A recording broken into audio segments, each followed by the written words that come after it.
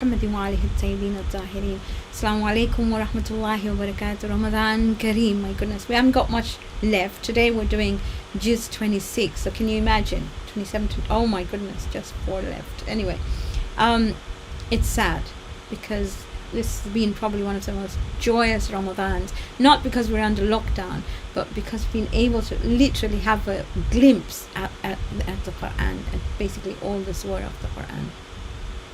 As usual, we're looking at the overview of the Qur'an, revealed in ayat, 6,236 ayat, then compiled into 114 surah. The ayat were put by the Prophet as ordered by divinity in their various places. We're doing juz only because it's convenient to finish it in 30 days. And as we're going on, as you can see, the last 4 or 5, it's going to be a lot of surah. And, we have to really think through how we're going to do this. But khair, alhamdulillah rabbil alameen. As my friend, oh my goodness, I love her to bits. I just couldn't take her off here. And you can see how she's journaling, and it's not age bound. We have pictures, so many pictures, but I can't put them on because their parents don't want their children's pictures to be on. But we got pictures of 4-year-olds journaling their Quran, and for me that is just something else. I just see them drawing and colouring, and they know what they're doing. It's their parents sit with them, so it's really cool. Always wudu, recite in Arabic. أعوذ بالله من الشيطان الرجيم بسم الله الرحمن الرحيم لا إله إلا الله and والزم قلبي حفظ كتابك كما علمتني. And you'll see this will come up today, very much so. It is basically, you need to be able to love this Quran. You cannot reflect on it, you cannot ponder over it unless you're attached to it. So today we're going to span 6 surahs, quite a lot. 6 surah. Ahqaf to Dhariyat. Ahqaf is still part of Hawamim. And then Muhammad, Fath, Hujurat, Qaf and Dhariyat. I remember Qaf a lot because my mother, when we first did mnemonics, I tested it out on my mom. And I remember flying out to her and saying, Mom, if you know it, if you can understand it, then I can teach it to the children. And she would always tell me, I cannot forget half Qaf. So Qaf rhymes with half, and the number 50 is Qaf. It's something that I remember from Mama.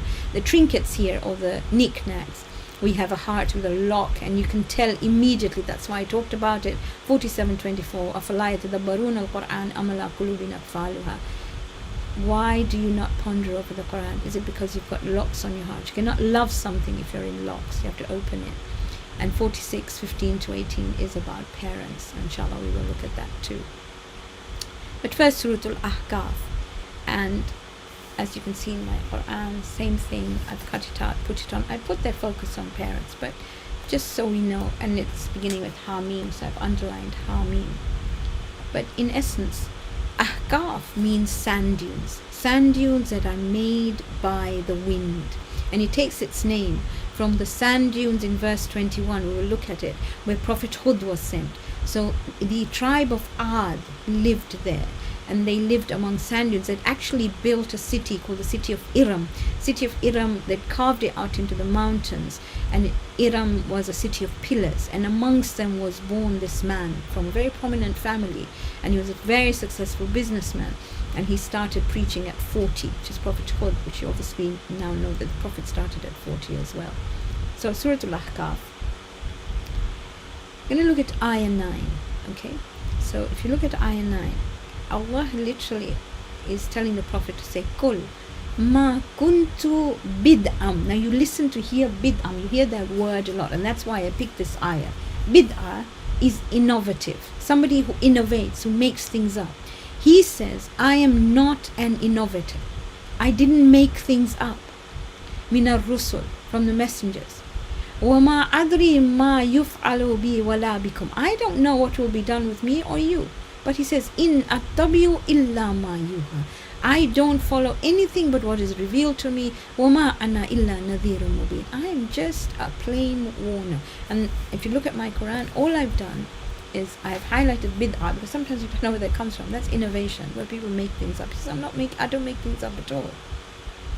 The next ayah is parents. Now I'd like you to listen to this quite a lot. So Allah says, وَوَصَّيْنَا الْإِنسَانَ بِوَالِدَيْهِ إِحْسَانًا. We have enjoined for human beings to be the best not even good, ihsana, the best to both their parents. Then he focuses on the mother. Hamalathu ummuhu kurhan. His mama carried him with great difficulty. Kur is difficulty. It upset all her systems. وَوَضَعَتْهُ kurha. She delivered him. She gave birth with great difficulty.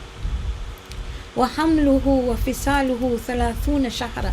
And then she looked after him. She carried him and she nursed him for up to 30 months. حتى إذا بلغ أشده, until he grew up, became mature. وبلغ 40 سنة. And when he became of 40, look what his dua is. قال, when he became mature, 40 is supposed to be the age when you think, well, now it's going downhill. قال ربي أوزعني, oh my Rabb, motivate me. أن أشكر نعمتك, that I am thankful for what you have given me. That means so I can use all my faculties in the way they were supposed to be used. أنعمت علي, those that you blessed me with, وعلى والدي, and my parents. وأن أعمل صالحا, that I do good stuff, ترضاه, that you are pleased with. وأصلح لي, and make good for me, في ذريتي, from my offsprings. إني تبت إليك, I turn to you, وإني من المسلمين, and I am of those who submits. So before that, I'd like to look at your Qur'ans. So this is where I've highlighted it, and I've written all these things that I told you on a post-it note, so I don't forget, and I've put them. Now you look at ayah 16 in your Qur'ans, and let's see what it says. These are the people, أولئك الذين, Allah says, تتقبل عنهم أحسن ما عملوا. So you get an A+ for goodness to parents. Allah says we will give them the best of what they did. Also, he says, besides that, وَتَجَاوَزُ عَنْ سَيِّئَاتِهِمْ, we will overlook all their evil deeds, and they will be فِي أَصْحَابِ الْجَنَّةِ, they will be in Jannah. وَعَدَ الصِّدْقِ, this is a true promise. الَّذِي كَانُوا يُوعَدُونَ, this is a promise of Allah that He has promised. His promise is truth, is a promise of truth. For who? For those who do A+ to their parents, who do goodness to their parents, who respect their moms, who do good deeds, who ask Allah to inspire them to be thankful, and who pray for their children. Can you imagine? That's all you're asked to do. It's like no rocket science. But then we have the next lot. Look what they do. وَالَّذِي قَالَ, then there are those who say لِوَالِدَيْهِ, to their parents, uffin, uff, can be a gesture, it can be rolling your eyes, it could be being curt, it could going sighing. God, here she goes again. That is uffin. Lakuma, to both of them. أتعدانني أن أخرج وقد خلت القرون من قبلي. What is wrong with you? They tell their parents. You're threatening me that, I'm accountable for everything I did. I have to pray, fast, go to mosque. I got to do this. I got to be good. Have you seen anybody from the past come up? وهما, at both the parents. يستغيثان الله. They plead to Allah. Ya Allah, we can't do anymore. Please help us. وَيْلَكَ آمِنْ.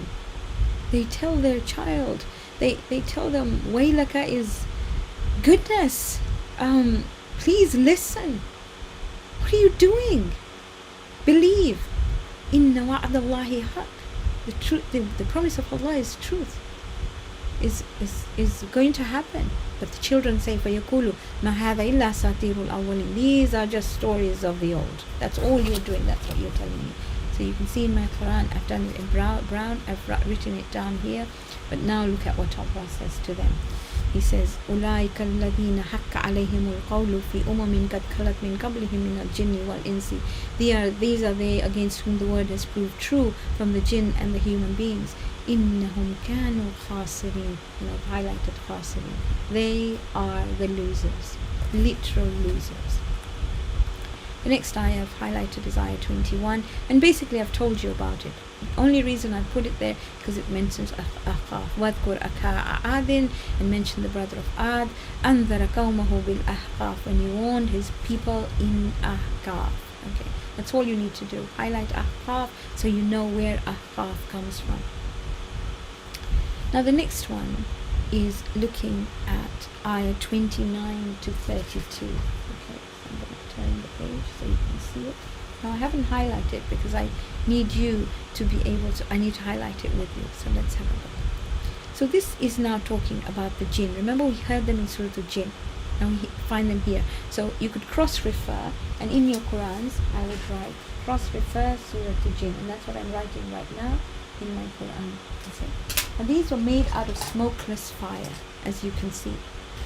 وَإِذْ صَرَفْنَا إِلَيْكَ نَفَرًا مِنَ الْجِنِّ, when we turned towards you a party of jinn. يَسْتَمِعُونَ الْقُرْآنَ, remember they heard the Qur'an, the Prophet was reciting it as he left Taif when they chased him out. فَلَمَّا حَذَرُوهُ, so when they came to it, قالوا, they said, أُنْصِتُوا, be silent. And that's why you and me are also told, be silent. فَلَمَّا قُضِيَ وَلَّوْا إِلَىٰ قَوْمِهِمْ مُنذِرِينَ, and when it was, the recitation was finished, they turned back to their people, warning them. قالوا, they said, يا قومنا, O our people, إِنَّا سَمِعْنَا كِتَابًا, and you will see it in Surah Al-Jinn, same sort of words. We have heard kitaban, a book, أُنزِلَ مِن بَعْدِ مُوسَى, that is revealed after Musa, مُصَدِّقًا لِمَا بَيْنَ يَدَيْهِ, which is verifying which was before it. يَهْدِي إِلَى الْحَقِّ, it calls us, it guides us to the truth. وَإِلَى طَرِيقٍ مُسْتَقِيمٍ, it guides us to a path that is straight, that is right, that is righteous to move onto. So if you look at my Quran, there we go. If you look at my Quran, so down here, so I'm talking about jinn, and I would put here in big writing jinn at the side. Can you see? I've already put it, by the way. And then I would draw smokeless fire, so I know it. And this is the jinn as well, and goes right down to there. Now if you look at where we've got, we're now going to go to Surah Muhammad. Okay, so if you turn your page down there, I've cut it out again, I've stuck it in. And Surah Muhammad is a unique surah. It's basically, truth has no tolerance for falsehood. That's what Surah Muhammad is about. It is a unique surah in the sense that there is no niceties when it starts off. So it doesn't start off with huruf al-muqatta'at or talk about the book. It goes straight to the matter. It actually starts with alladina. It goes straight to the point. So Allah it's literally, if you can imagine, it's giving the sanction to fight the battle of Badr. No, nothing is going straight on saying this is what's going to happen. And that's what happened in Surah Muhammad. So if you look at my Quran, there you go. I've put it there, and I've written up there that it's also known as Surah Al-Qital, because it's like all the gloves are off. This is now going to be able to confront those who committed so much wrong and those who were trying to attack them. So the sanction to fight Badr comes in two places, in Surah Al-Baqarah and Surah Al-Muhammad, and I've put it there. All we're going to look at is the name Muhammad up here. Can you see? I've highlighted Muhammad there. So it's in ayah 2. وَالَّذِينَ آمَنُوا وَعَمِلُوا الصَّالِحَاتِ, those who believe and do good. بِمَا نُزِّلَ عَلَى مُحَمَّدٍ, and believe what was revealed to Muhammad. وَهُوَ الْحَقُّ مِنْ رَبِّهِمْ, it is the truth from their Rabb. He will, what will he do? كَفَّرَ عَنْهُمْ سَيِّئَاتِهِمْ, he will cover or remove their sins or the bad stuff they did. وَأَصْلَحَ بَالَهُمْ, and he will improve their condition. Muhammad is mentioned 4 times in the Quran, the word Muhammad, the name Muhammad. And we looked at Surah 344, it's mentioned in 33:40 and 48:29. Okay, this surah is 47, so we'll see it in Surah Al-Fat. In all the other 3, it is mentioned with Rasulullah. Here, he is mentioned without the title Rasulullah. So it is trying to say that with or without the title, Muhammad is awesome. Now Allah never says Ya Muhammad, never. He says Ya Ayyuhan Nabi, Ya Muzammil, Ya Mudaththir, Ya Asim, Taha. He never calls him Ya Muhammad. That is a respect he had for the Prophet, and we should too. That is why, as I tell the children, we recite salawat every time his name is mentioned or the name of the Ahlul Bayt are mentioned. And now the ayah that I was talking about.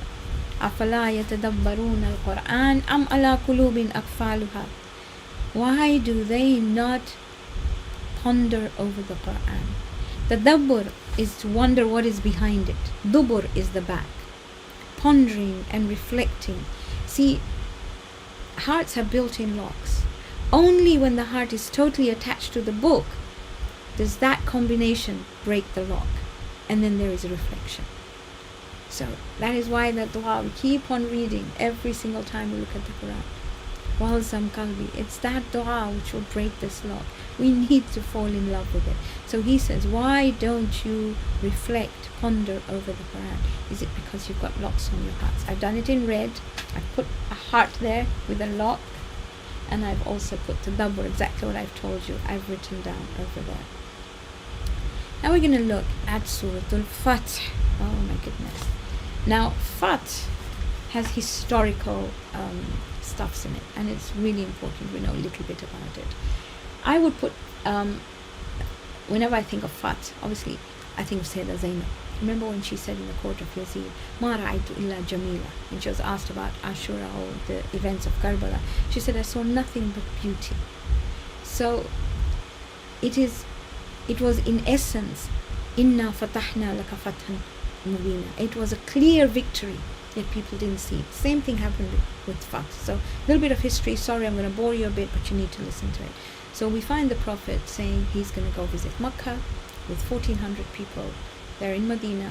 They go to Makkah. Makkans find out, and I'm doing it quite quickly. The general route they would have taken would be through Badr, but the Prophet takes the Hudaybiyah route. As they approach Hudaybiyah, Qaswa stops, and the Prophet stops, and the companions stop as well. Now they can actually see Makkah, feel it. Many of them have come from Makkah. They want to go there. Their swords are sheathed, which means everybody knows they're not looking for war. They just want to go for Umrah. That's the Arab custom. You carried a sword all the time. You weren't a man if you didn't carry a sword. But if you sheathed it, it meant that you didn't want war. So they camped at Hudaybiyah. The Makkans in the first instance sent Urwa bin Thaqafi, Masood Thaqafi. He is Ali Akbar's nana. Okay, Layla's mom. So when he goes to see the Prophet, and they tell him, find out what are they like. Remember, they thought the Muslims were like thugs, basically, people who had left the Meccan religion as such, the Meccans, and they were, they were really terrorists as such. That's what they thought of them. So they sent him, and he observed when the Prophet was doing wuzu that all the companions were waiting to catch the water from the Prophet. That means any drops of water, and they'll put it over them. And he said that's how much they adore him. Anyway, the Prophet sends Uthman to Makkah to tell them that we're not coming here for war, we just come here for Umrah. And they detain Uthman because they're confused. They don't know what's going on at all. Now, when this happens, the Prophet takes all these companions who are now thinking, oh my God, what's going to happen? And they go under an acacia tree. This is ayah 18. And they do what is called the pledge of Ridwan, Bay'atul Ridwan. They promise to support the Prophet regardless of what happens, whether they have to go to war, battle, anything, but they will support him. And we'll talk about it in 18. But then Uthman comes back with somebody called Suhail, and these two come back. Suhail comes to sign a treaty with the Muslims. And the treaty basically says that there will be a 10-year ceasefire. The Muslims would return to Medina. They would not go for Umrah. Anyone from Quraysh who left Makkah for Medina would be returned to Makkah. Anyone from Medina who came to Makkah would not be returned to Medina. Any tribe who wished to forge an alliance with the Muslims or the Quraysh would be allowed to do so. The companions were really upset. They thought, my goodness, we've come all this way here and we can't even go for Umrah. And all these different things, all these things that are put in, all these conditions. But they didn't realize, and Allah reveals this when He says, Inna fatahna laka fatham mubina. What a beautiful phrase. Indeed, we have given you an incredibly obvious victory. They were not seen as legitimate. Nobody would want, they were seen as an illegitimate group of people who had run away from Makkah. But the very fact that the Meccans were now negotiating with them and signing a treaty meant the word spread like wildfire. Everybody now knew that the Muslims were a force to be reckoned with, and they were a legitimate ummah that you could do business with as a country, as such, as an ummah. It's amazing. And that was the victory. So in life, many times, we don't see things as victories. Like Ashura, when it happened, if somebody was reporting it, they would say they lost, but they didn't. Like I said, every time you see it, think of Sayyidah Zainab. ما رأيت إلا جميلة. So, oh sorry, I had to show you that. So I've highlighted it there, incredibly obvious. And I put signing a treaty means the Makkans negotiated, thus they recognize the Muslims as a force. Okay, so you could put that down there.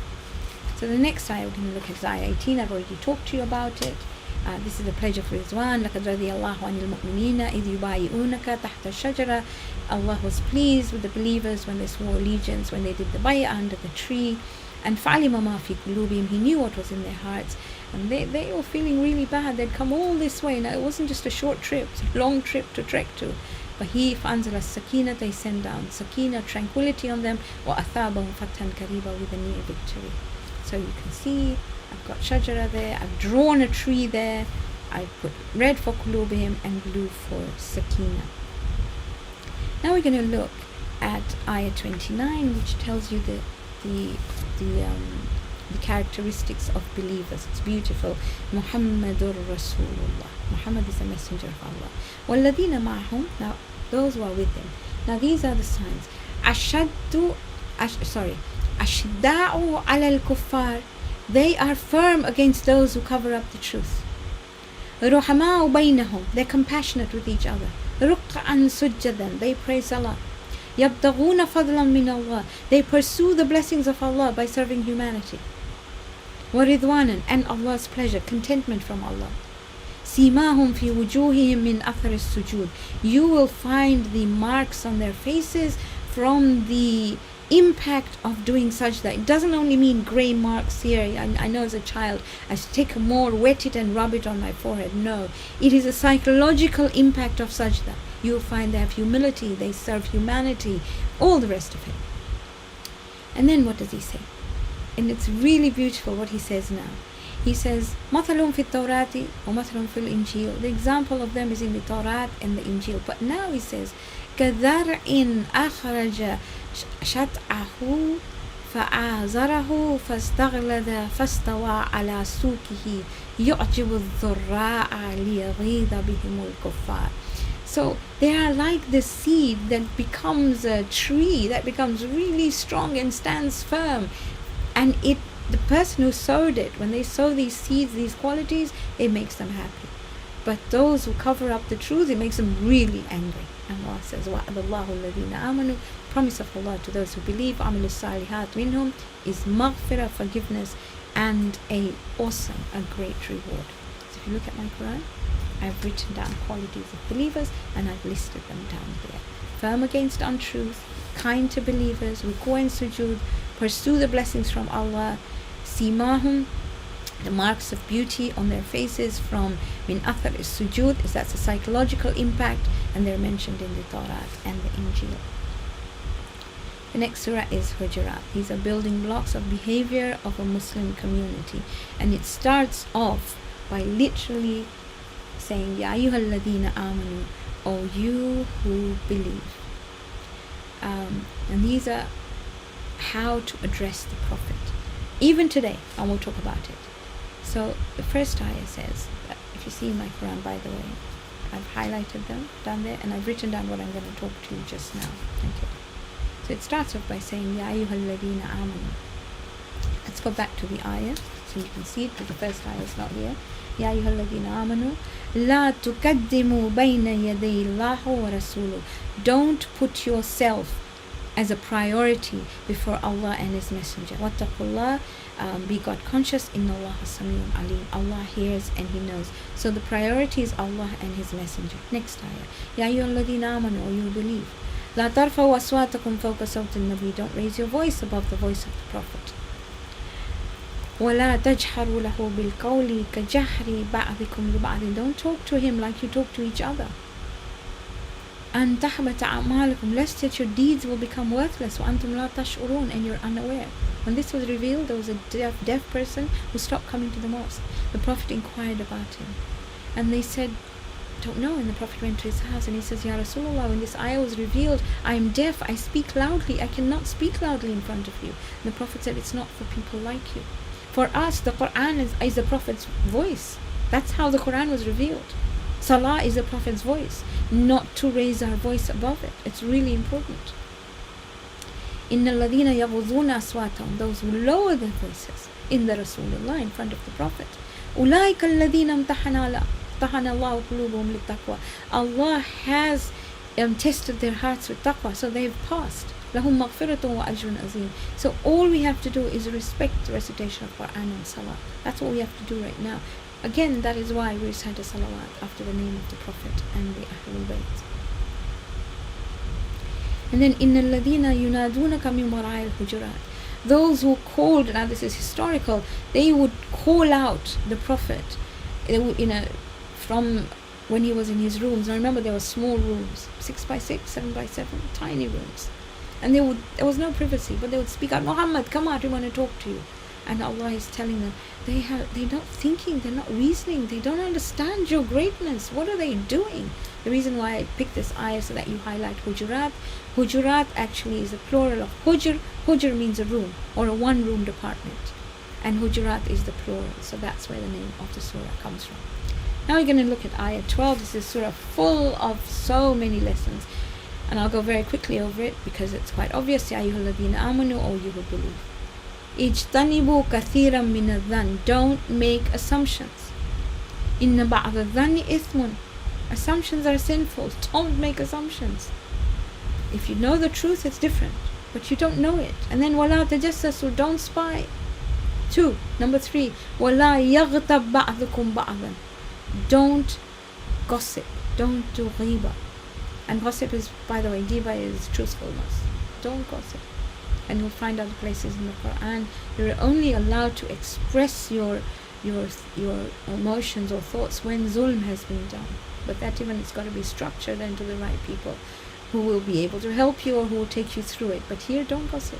And then Allah gives an example. He says, أَيُحِبُّ أَحَدُكُمْ أَن يَأْكُلُ لَحْمَ أَخِيهِ مَيْتًا. Would you like to eat the flesh of your brother who's lying dead? فَكَرِهْتُمُوهُ, it's disgusting. وَاتَّقُوا اللَّهَ, be God conscious. إِنَّ اللَّهَ تَوَّابٌ رَحِيمٌ, Allah is Tawwab and Rahim. In my Quran, I've highlighted it, and I put gossip there, and I put it down there. Okay. And then an ayah that I absolutely adore. Ya ayyuhan nas, human beings. Inna khalaqnakum min dhakarin wa untha. We've created you from one man and one woman. وَجَعَلْنَاكُمْ شُعُوبًا وَقَبَائِلَ لِتَعَارَفُوا. We've made you into different communities. Diversity is good, so you may recognize each other. Can you imagine if you're all Khojas from Stanmore? My goodness. Diversity, Allah loves diversity. He says, so you recognize the difference. It's so lovely to be different. But he says, Inna akramakum indallahi atqakum. He says, the most honored of you in the eyes of Allah is the one who is God conscious. Doesn't matter who you are, where you come from. It is God consciousness. Inna Allah alimun khabir. Allah knows and He is aware. So, where are we? Back, I've highlighted that in my Quran like that. And now we go to Surah Qaf. Okay, so you can see that Qaf. My mother used to, like I told you, love this surah. He just loved reciting it as well, besides knowing where it was on the in the mnemonics. So here the ayah I put up there. When I think of Qaf, I think Allah closer than the jugular vein. It's part of Huruf al-Muqatta'at. There are 3 letters. There are single. Qaf, Noon, you know which ones they are, and Saad. Saad, Qaf, and Noon. These are 3 Huruf al-Muqatta'at that start off as single letters. And there must be some wisdom in them. So I've highlighted Qaf, wal Qur'an al-Hakim, as you can see. Wal Qur'an al-Majid, sorry. Majd means something that is awesome, majestic, but I would say awesome. I swear by the awesome Qur'an. And now we would look at the ayah that I'm talking about, which is ayah 16. وَلَقَدْ خَلَقْنَا الْإِنسَانَ. We created the human being. وَنَعْلَمُ, and we know مَا تُوَسْوِسُ بِهِ نَفْسِ. We know what is causing them discomfort, you know, that is what suggestions are made in his nafs. Then he says, وَنَحْنُ, and we, أَقْرَبُ, are closer, أَقْرَبُ, closer, إِلَيْهِ, مِنْ حَبْلِ الْوَرِيدِ, than the jugular vein. Habl is a rope. Warid comes from warad, which is a fountain. If you were to cut your jugular vein, it would be a fountain of blood. So he is saying we are incredibly, incredibly close to you. He's not far at all. Talk to him. That's where he is. So in my Quran, let's go. I've highlighted that, and I put that down, which would tell me What are these? Because I might forget. Habl, and if cut, blood is a fountain, and closer than you can ever imagine. Now we're going to look at ayah 18. Okay, sorry, it's still here, it's still down here. So we're just going to look at ayah 18. Now here Allah talks about the recording angels. Look at 17 first in your Quran. إِذْ يَتَلَقَّى الْمُتَلَقِّيَانِ, when the two receivers receive, عَنِ الْيَمِينِ وَعَنِ الشِّمَالِ قَعِيدٌ. So the one on the left and the right. Okay, here in my Quran you will see Yameen and Shimal. Okay. Then we're going to go to ayah 18. What does he say? مَا يَلْفِظُ. مَا يَلْفِظُ is Ma yalfid doesn't utter anything. In Urdu, it's loves. It's something you've uttered. Min qawl, doesn't utter any word. Illa ladayhi, but there is a raqib and an atid. Raqib is a preserver. Atid is somebody who's present. And we're told the two angels are raqib and atid. He doesn't say a word that these are recorded. So remember the two words, raqib and atid. Put them down here, raqib and atid. Okay. Right. Then we're going to look at the times for Salah. Now we've done this quite a few times, but we find this in the surah, in Surah Al-Qaf. فَاصْبِرْ عَلَى مَا يَقُولُونَ. So be patient about what they say. وَسَبِّحْ, declare His perfection. بِحَمْدِ رَبِّكَ, and praise and gratitude to your Rabb. قَبْلَ طُلُوعِ الشَّمْسِ, before the rising of the sun. وَقَبْلَ الْغُرُوبِ, and before the setting. So you've got before rising and before setting. You've got Fajr and Fajr and Maghrib. وَمِنَ اللَّيْلِ, and then you've got glorify Him in the night. فَسَبِّحْهُ وَأَدْبَارَ السُّجُودِ, and after the prayers. So we've got all the times of prayers here. We've put them down here so you can see them. We're now going to look at Surah Al-Dhariyat. This is the last surah we're going to look at today, inshallah. Dhariyat comes from dhara, which means to scatter pollen or clouds, the wind that scatters. This is about the wind that is scatters, that's life-giving scattering. So the moment you think dhariyat, think of a wind that is smiling and scattering life-giving properties. It's got life-giving properties. Okay, this is also known as a surah of rizq. So problems with rizq, physical, mental, emotional, whatever, read Surah Al-Dhariyat. So if you look at my surah, I put Surah of Rizq, winds that blow and scatter clouds or pollen. It's a life-giving quality of the winds. وَالذَّارِيَاتِ ذَرْعًا, I swear by the winds that blow and scatter life. In other words, they deliver sustenance. That's all we're going to do today. We're going to stop here, and inshallah we will continue with this tomorrow. You know what, maybe I will do one more ayah, or I'll look at something that we need to do. So if you've got a little bit of time, I'll continue with ayah 15 to 17. I think we've got them down here, and this is actually 15 to 20 talks about the qualities of the God conscious. Let me quickly go over them. Okay, so here we go. Innal muttaqina fi jannati wa uyun, those who are God conscious will be in gardens and fountains. Akhidina, they take what their Rabb gives them. So whatever their Rabb gives them, they're content. إِنَّهُمْ كَانُوا قَبْلَ ذَلِكَ مُحْسِنِينَ, they always did their best. Now let's look at their qualities. كَانُوا قَلِيلًا مِنَ اللَّيْلِ مَا يَهْجَعُونَ, they sleep a little. They spend their nights communicating with divinity. What else do they do? وَبِالْأَسْحَارِ هُمْ يَسْتَغْفِرُونَ, in the morning they ask for forgiveness. وَفِي أَمْوَالِهِمْ حَقٌّ لِلسَّائِلِ وَالْمَحْرُومِ, and they share their wealth with those who ask and those who are deprived. وَفِي الْأَرْضِ آيَاتٌ لِلْمُوقِنِينَ, and in the earth there are signs for those who are certain, and they are people who ponder. So these signs maybe you could write down in my Qur'an, as you can see. I have highlighted them in green. I put istighfar in the day to compensate for the wrong they do at night. If they do any wrong, and they share and they ponder over the signs. So maybe you could do that as the last bit of Dhariyat. Okay. With that we will end, and inshallah tomorrow we will look at Juz 27. ربنا تقبل منا إنك أنت السميع العليم